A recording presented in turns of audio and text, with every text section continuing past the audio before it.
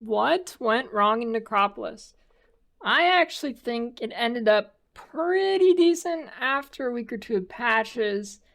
Um, I enjoyed it until trade dropped off a cliff and everybody stopped playing. Interest just was at like a year's low, it feels like, on Twitch and YouTube.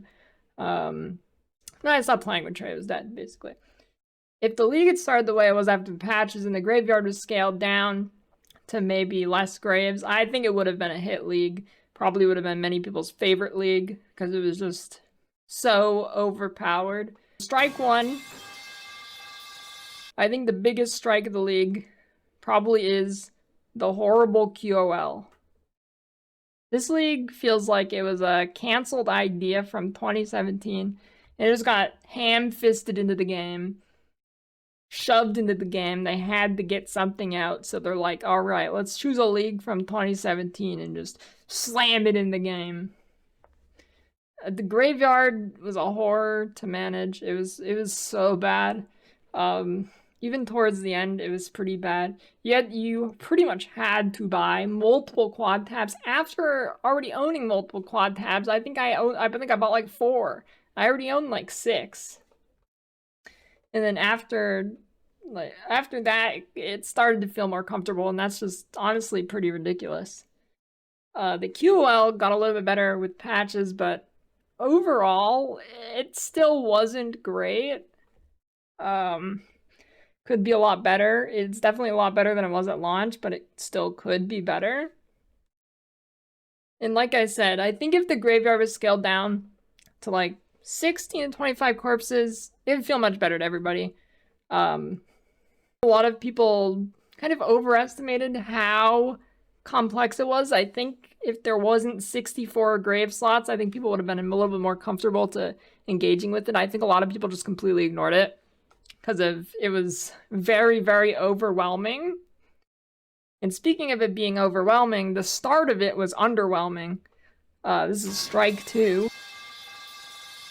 When the league started, it felt like the crafting was actually underwhelming with how much effort it took. I don't know how strong it actually was.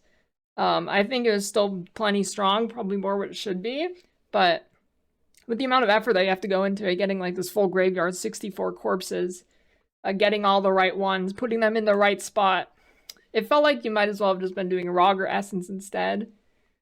This was buffed, like giga buffed, like it's crazy now. You just get 6 times T1 affixes of whatever you want at super high rates. And it made the economy really weird. Like 1600 DPS bows are like 1 divine. It just overshadowed like every crafting strat. So the people who interacted in Necropolis were winning big time because of how like it just printed super OP items. So you're kind of forced to do it, but nobody wanted to do it, so this felt kind of bad. Strike 3, and maybe even a bigger strike than the last one, is T17s. They're in a very weird spot, and I don't think they should have been released in the way they are. They need like drastic work still. I hope they're significantly changed next league. I don't think they're a good fit for being the gate to Uber bosses. They're just not, they don't feel like they should be a gate to Uber bosses. I don't know what they feel like they should be. I feel like T17 should be like this thing you run once in a while. Wow, they're really cool. You get some really cool loot, but that's basically what Valdo's is. The maps are interesting. They got interesting mods, but T17s basically become the new T16s with the way they're introduced, because you will pretty much sustain them. You obviously can't sustain them because they don't drop in T17s, but you get them very common in T16s. And if you're in Trade League, you can just buy them all for relatively cheap compared to what you get out of it. Like you could, I don't know, in Hardcore is like 25 to 50 C per map, but you'd make like over like divines by basically doing nothing, let alone if you were fully using it, you made like tons and tons of divines per map. So at the start, T17s were miserable without being able to roll the mods. Like 95% of them were bricked and unrunnable. In Hardcore and Softcore, I'm sure you could probably do them very painfully, but then they're very painful. Why would you want to do them? Then the mods were nerfed, and they were allowed to roll with crafting, which makes it a little bit better. Well, a lot of bit better, actually, but then this introduced a new layer of tedium. You have to use like 3 to 4 lines of regex in the search bar, which allows you to scan for the mods. It'll highlight things that don't have bad mods. So when a map isn't highlighted, you don't run it. And then you end up spending like hundreds of chaos this way before you get even like 20 runnable maps. And it's pretty bad.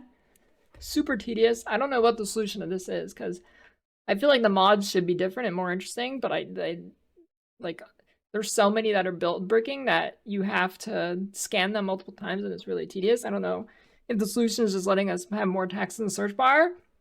I feel like that's not a great solution, but I would take it for now as a band-aid fix before the mods can be made in a way where they don't brick a bunch of builds. I don't know.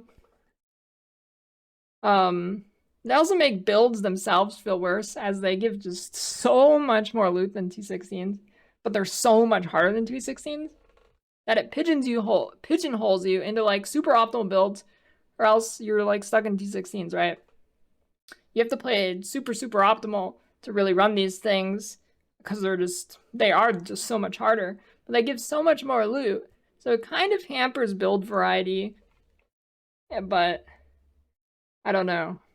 And here's the thing now too, they can't just take them away, right? You can't just take away something that was like giga loot. It never feels good. Like what I said about Harvest, people complain for years. T17s, if they take them away, people are going to be like, oh, the loot feels lackluster now, as opposed to farming T17s.